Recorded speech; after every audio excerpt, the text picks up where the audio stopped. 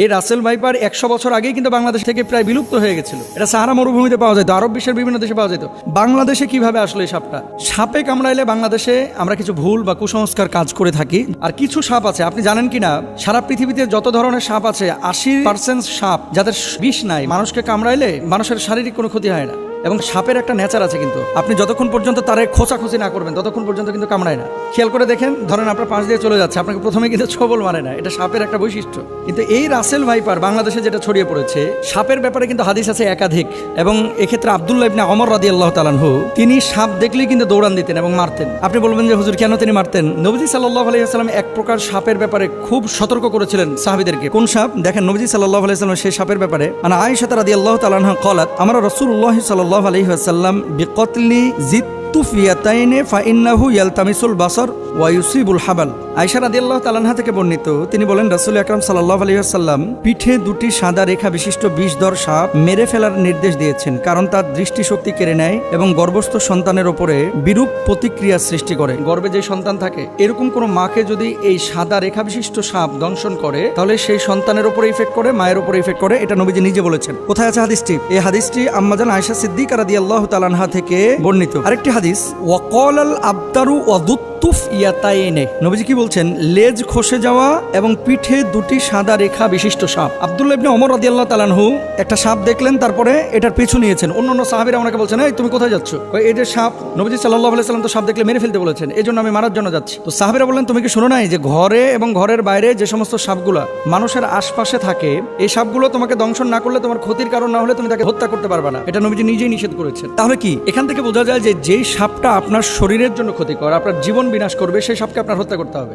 আর কিছু সাপ আছে, আপনি জানেন কিনা, সারা পৃথিবীতে যত ধরনের সাপ আছে 80% সাপ যাদের বিষ নাই, মানুষকে কামড়াইলে এই মানুষের শারীরিক কোনো ক্ষতি হয় না। এবং সাপের একটা নেচার আছে, কিন্তু আপনি যতক্ষণ পর্যন্ত তারে খোঁচাখুচি না করবেন ততক্ষণ পর্যন্ত কিন্তু কামড়ায় না। খেয়াল করে দেখেন, ধরেন আপনার পাশ দিয়ে চলে যাচ্ছে, আপনাকে প্রথমে কিন্তু ছবল মারে না, এটা সাপের একটা বৈশিষ্ট্য। কিন্তু এই রাসেল ভাইপার বাংলাদেশে যেটা ছড়িয়ে পড়েছে, এই রাসেল ভাইপার 100 বছর আগেই কিন্তু বাংলাদেশ থেকে প্রায় বিলুপ্ত হয়ে গেছিল। এটা সাহারা মরুভূমিতে পাওয়া যেত, আরব বিশ্বের বিভিন্ন দেশে পাওয়া যেত।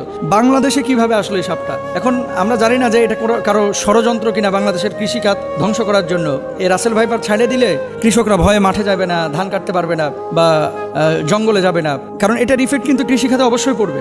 ডাক্তাররা বলতেছে যে এটা যদি দংশন করে তাহলে মানুষ মারা যাবে খুব শীঘ্রই। এবং মেডিসিন বা ইনজেকশন দেওয়ার পরে, অ্যান্টিভেনম দেওয়ার পরেও কিন্তু কাজ হয় না। অনেক সময় কিডনি বিকল করে ফেলে, হার্ট দুর্বল করে ফেলে, হার্ট বিকল করে ফেলে, এই জন্য মানুষ মারা যায়। এখন নবীজি সাল্লাল্লাহু আলাইহি ওয়াসাল্লামের সেই হাদিস থেকে আমরা স্পষ্টরূপে বুঝতে পারি, যেহেতু রাসেল ভাইপার মানুষের জন্য ক্ষতিকর। এবং আজকে দেখলাম পত্রিকায় ফরিদপুরের একজন লিডার তিনি ঘোষণা করেছেন যে রাসেল ভাইপার একটারে যে মারতে পারবে তার আমি 50,000 টাকা পুরস্কার দেব। তো এখন মানুষের জীবন আগে ভাই। প্রাণী, এই সাপ, পোকামাকড় যারা দংশন করে, এগুলো পরিবেশের ভারসাম্য অবশ্যই রক্ষা করে, কিন্তু মানুষের জীবনের জন্য যদি ক্ষতির কারণ হয়ে দাঁড়ায়, নবীজির ভাষ্য অনুসারে সেটাকে হত্যা করতে হবে। এবং ইভেন কুকুর, রাস্তায় যে সমস্ত কুকুর ঘোরাফেরা করে আপনার কোনো ক্ষতি করে না, তাদেরকে হত্যার কথা বলা হয় না। কিন্তু এমন কুকুর যদি থাকে যে এই কুকুর দেখলেই আপনার পেছন থেকে ধাওয়া করে, বাচ্চাদেরকে কামড়ে দেয়, এই কুকুরগুলোকে হত্যা করতে বলা হয়েছে। সুতরাং রাসেল ভাইপারের যে বিষয়টা, এটা হাদিস থেকে আমরা যেটা বুঝি, নবীজি সাল্লাল্লাহু আলাইহি ওয়াসাল্লাম বলেছেন ক্ষতিকারক যদি হয়ে থাকে তাহলে সেখানে তাকে হত্যা করা যাবে। এবার আসেন, সারা বাংলাদেশে প্রায় 70% জেলায় রাসেল ভাইপার ঢুকে গেছে। এখন সাপে কামড়াইলে বাংলাদেশে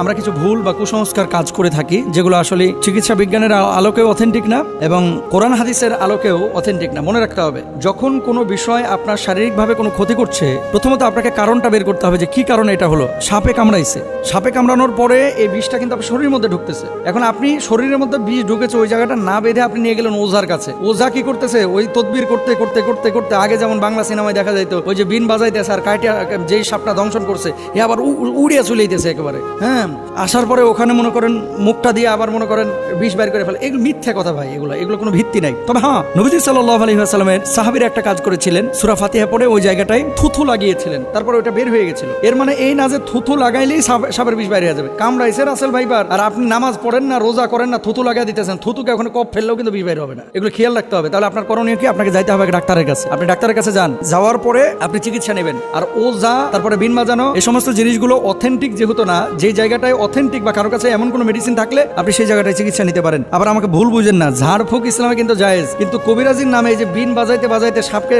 দৌড়ায় নিয়ে আসা। আচ্ছা ভাই, সাপ এখানে কামড়ানোর পর কি বসে থাকে? বুঝলেন কথা? ধরেন কামড়াইলো উত্তরা 10 নম্বর সেক্টরে, সাপটা 10 নম্বরে কামড়ায় ওই ভাসতে ভাসতে ভাসতে ভাসতে রাত্রে সফর করতে করতে টঙ্গী চলে গেছে। এখন আপনি এখানে বিন বাজাইতেছেন, সাপ আছে টঙ্গীতে, উত্তরা 10 নম্বর থেকে গাড়ির আওয়াজে সাপ বিনের আওয়াজ পাইবে কিভাবে? জিনিসগুলো কিন্তু একটা ভাবার বিষয়। তাহলে আমরা এই বিষয়গুলো খেয়াল রাখবো। সাপে কামড়াইলে চিকিৎসা নেওয়ার চেষ্টা করব। সাপে কামড়ানো জায়গায় তৎক্ষণাৎ পরিষ্কার করে ব্যান্ডেজ বা সুতির কাপড় দিয়ে ঢেকে দিব, এটা ডাক্তাররা বলছেন। এবং সেই জায়গাটাই রশি দিয়ে হালকা করে বেঁধে দিবেন যাতে করে বিষটা উপরে যাইতে না পারে। মনে রাখবেন, আপনি পানির মধ্যে পা দিয়ে রেখেছেন, পানিতে থাকা কোনো সাপ যদি পায়ের উপরে কামড় দেয়, এটা খুব মনোযোগ দিয়ে শুনবেন। আপনি পানিতে আছেন, ঠিক সেই সময় সাপ আপনার পায়ে কামড় দিয়েছে, আপনি নিশ্চিত থাকবেন যে আপনার শরীরে বিষ ঢুকবে না। কেন বলেন তো? সাপটা যখন কামড় দেয়, বিষটা যখন এই তার দাঁত থেকে বা মুখ থেকে ছাড়ে, বিষটা ছাড়ার সাথে সাথে পানির সাথে মিশে ওই বিষটা আর শরীরের মধ্যে ঢুকে না। এই জন্য সাধারণত বিষধর সাপ পানির মধ্যে কামড় দেয় না। এই ধোরা সাপ টোরা সাপ যেগুলো কামড় দেয়, চিন্তার কোনো কারণ নাই। কিন্তু শুকনো জায়গায় যদি আপনারা সাপে কামড় দেয়, বি কেয়ারফুল। এখানে আমাদের একটু সচেতন হতে হবে। অনেকে সাপে কামড় দেওয়ার পর ওই জায়গাটা মুখ লাগায় চুষে বিষ নামানোর চেষ্টা করে, এটা সম্ভব না। চুষ দিয়ে বিষ বাইর করাটা, এটা বিশেষ করে রাসেল ভাইপারের কোনোভাবেই সম্ভব না। আর বিষাক্ত সাপে কাটলে বাঁচার একটাই পথ, দ্রুত হাসপাতালে যাওয়া, আল্লাহর কাছে দোয়া করা, সূরা ফাতিহা পড়ে সেই জায়গাটায় ফুৎকার করা। যেহেতু এই সূরাকে বলা হয় সূরাতুশ শিফা, মনে রাখবেন সূরা ফাতিহাটাকে বলা হয় সূরাতুশ শিফা। এবং সাহাবীরা এই আমলটা করে ফলাফল পেয়েছে। আমরা আমলটাও করব এবং হসপিটালেও যাব, আল্লাহর উপর তাওয়াক্কুল করব। আল্লাহ তাআলা তৌফিক দান